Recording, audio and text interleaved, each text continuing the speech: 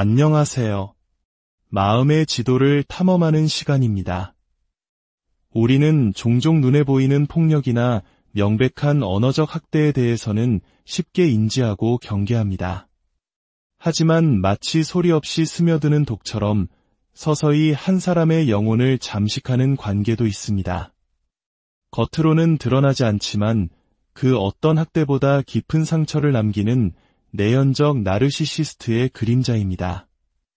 오늘 우리는 외향적 나르시시스트의 학대와 내연적 나르시시스트의 학대가 피해자에게 어떤 다른 영향을 미치는지, 그리고 그들이 사용하는 가장 교묘하고 강력한 무기, 바로 언어의 차이점에 대해 깊이 파고들어 보고자 합니다.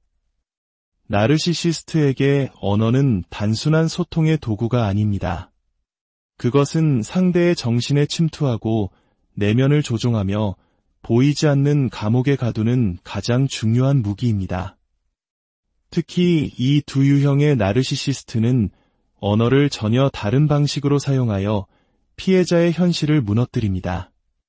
먼저 우리가 흔히 떠올리는 외향적 나르시시스트를 살펴보겠습니다. 이들은 과시적이고 거만하며 자신의 우월함을 노골적으로 드러냅니다. 마치 무대 위의 배우처럼 항상 주목받기를 원하며 그들의 언어는 직설적이고 공격적입니다. 그들은 언어를 통해 다른 사람을 통제하고 괴롭히고 자신의 발 아래 두려고 합니다. 그들의 말은 마치 선전포고와도 같아서 듣는 사람은 그 의도를 비교적 명확하게 파악할 수 있습니다. 물론 교묘한 조종이 없는 것은 아니지만 대부분의 경우 보이는 그대로가 그들의 모습일 때가 많습니다. 그들의 공격성은 밖으로 향해 있으며 그들의 언어는 그 공격성을 실현하는 투명한 도구입니다. 하지만 내연적 나르시시스트는 완전히 다릅니다. 이들은 겸손과 이타심, 심지어 연약함의 가면을 쓰고 있습니다. 겉으로는 세상에서 가장 친절하고 사려 깊은 사람처럼 보일 수 있습니다. 이들은 사회적으로 좋은 평판을 얻기 위해 애쓰고 공동체에 헌신하는 모습을 보이기도 합니다. 그러나 그 가면 뒤에는 깊은 적대감과 분노, 그리고 세상을 향한 냉소적인 경멸이 들끓고 있습니다. 이들은 성공에 대한 열망은 외향적 나르시시스트만큼이나 강하지만 실패에 대한 두려움과 뿌리 깊은 열등감 때문에 직접적으로 자신을 드러내지 못합니다. 대신 그들은 언어를 마치 예술처럼 아주 미묘하고 다층적인 방식으로 사용합니다. 내연적 나르시시스트에게 언어는 자신의 진짜 모습을 숨기고 상대를 교묘하게 조종하며 자신은 아무런 책임도 지지 않는 완벽한 도구입니다. 그들의 말에는 항상 두 가지 층이 존재합니다. 바로 표면적 텍스트와 숨겨진 텍스트입니다. 겉으로 드러나는 말은 지극히 평범하고 심지어 친절하게 들릴 수 있지만 그 이면에는 상대방을 깎아내리고 죄책감을 심어주며 혼란스럽게 만드는 진짜 메시지가 숨어 있습니다. 피해자는 이 숨겨진 메시지를 본능적으로 감지하지만 겉으로 드러난 말에는 아무런 문제가 없기 때문에 자신의 감정을 의심하게 됩니다. 내가 너무 예민한 걸까? 라고 자책하면서 말이죠. 이들이 즐겨 사용하는 언어 기술 중 하나는 도그 휘슬링입니다. 이는 특정 사람들, 즉 내부자 그룹만이 이해할 수 있는 암호 같은 단어나 문구를 사용하는 것을 말합니다.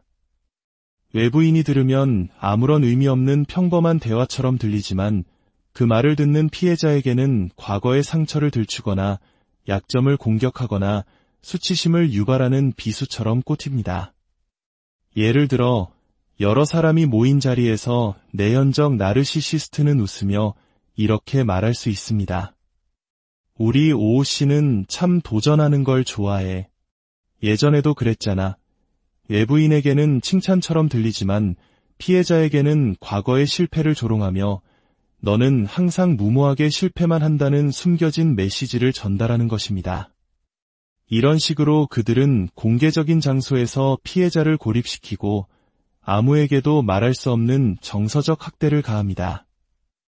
이러한 교묘한 언어 사용은 결국 가스라이팅이라는 끔찍한 결과를 낳습니다. 가스라이팅은 상대방의 현실 감각을 교묘하게 조작하여 스스로를 의심하게 만드는 정서적 학대입니다. 흥미로운 점은 대부분의 나르시시스트는 사이코패스처럼 의도적으로 거짓말을 해서 상대를 속여야지라고 계획하지 않는다는 것입니다. 그들은 스스로가 만들어낸 환상과 현실을 구분하지 못하기 때문에 자신이 말하는 거짓된 현실을 진실이라고 믿습니다. 하지만 그 의도와 상관없이 피해자가 겪는 결과는 동일합니다. 특히 내연적 나르시시스트와의 관계는 그 자체가 하나의 거대한 가스라이팅 환경이 됩니다. 그들의 모든 말과 행동, 심지어 침묵까지도 피해자의 현실 감각을 서서히 무너뜨립니다. 피해자는 점차 자신의 판단력, 기억, 감정까지도 불신하게 되며 결국 나르시시스트에게 전적으로 의존하게 됩니다. 내가 이상한 게 아니구나 라는 확신을 오직 그 사람을 통해서만 얻을 수 있게 되는 것입니다. 이것이 바로 외향적 나르시시스트와 내연적 나르시시스트가 피해자에게 미치는 가장 큰 차이점입니다. 외향적 나르시시스트는 외부 세계, 즉 표면적 현실을 왜곡합니다. 그는 자신과 피해자가 함께할 멋진 환상의 세계를 만들어 제시합니다. 처음에는 그 환상이 피해자의 꿈과 욕구를 완벽하게 반영하는 것처럼 보입니다. 피해자는 그가 만든 세상 속에서 특별한 존재가 된 것 같은 기분을 느끼죠.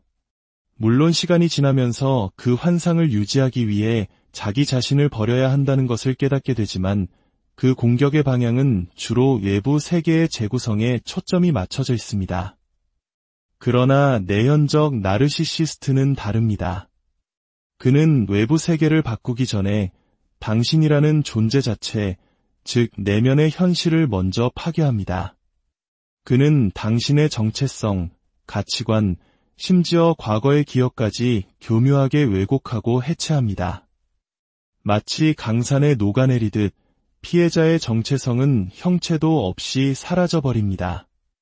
그렇게 당신이라는 존재를 먼저 지워버린 후에야 그는 오직 자기 자신만을 위한 세상을 만들고 텅 비어버린 당신에게 새로운 가짜 정체성을 부여합니다.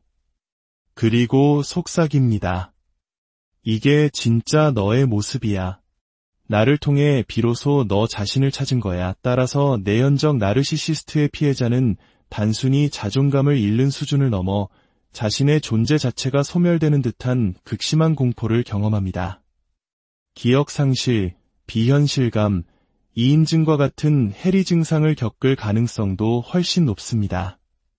세상이 낯설게 느껴지는 것을 넘어 자기 자신이 누구인지조차 희미해지는 것입니다. 우리의 기억은 나라는 존재의 지형도와 같습니다. 소중한 추억, 성공의 경험, 아팠던 상처들이 이정표가 되어 나의 위치와 방향을 알려줍니다. 내연적 나르시시스트는 바로 이 기억의 지도를 망가뜨립니다. 그는 당신의 기억을 왜곡하고 좋은 기억은 하찮게 만들고 상처는 모두 당신 탓으로 돌립니다. 결국 당신은 자신의 내면이라는 지도 속에서 길을 잃은 이방인이 되고 맙니다. 내 집에 있으면서도 내 집이 낯설고 내 방의 가구 배치를 기억하지 못하는 지형적 방향감각 상실처럼 당신은 당신의 마음속에서 길을 잃게 되는 것입니다. 결론적으로 외향적 나르시시스트의 학대는 폭풍우와 같아서 고통스럽지만 피해야 할 대상을 명확히 알 수 있습니다. 하지만 내연적 나르시시스트의 학대는 무색무취의 독가스와 같아서 자신이 중독되고 있다는 사실조차 인지하지 못한 채 서서히 질식하게 됩니다. 그들의 언어는 당신의 현실을 무너뜨릴 뿐만 아니라 당신이라는 존재 자체를 지워버리는 가장 위험한 무기입니다. 이러한 학대의 패턴을 이해하는 것은 스스로를 지키고 치유를 향해 나아가는 첫걸음입니다. 만약 누군가의 말에 끊임없이 혼란스럽고 스스로를 의심하게 되며 내 존재가 희미해지는 느낌을 받는다면 그것은 결코 당신이 예민해서가 아닐 수 있습니다.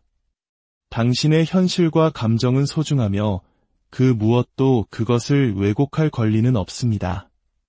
오늘 이야기가 당신의 마음에 울림을 주었다면 구독과 좋아요를 통해 저희 여정에 동행해 주십시오. 당신의 관심은 저희가 더 깊이 있고 의미 있는 콘텐츠를 만드는데 가장 큰 힘이 됩니다. 또한 이 영상이 필요할지 모르는 누군가에게 공유하는 것은 따뜻한 위로와 지지가 될 수 있습니다. 감사합니다.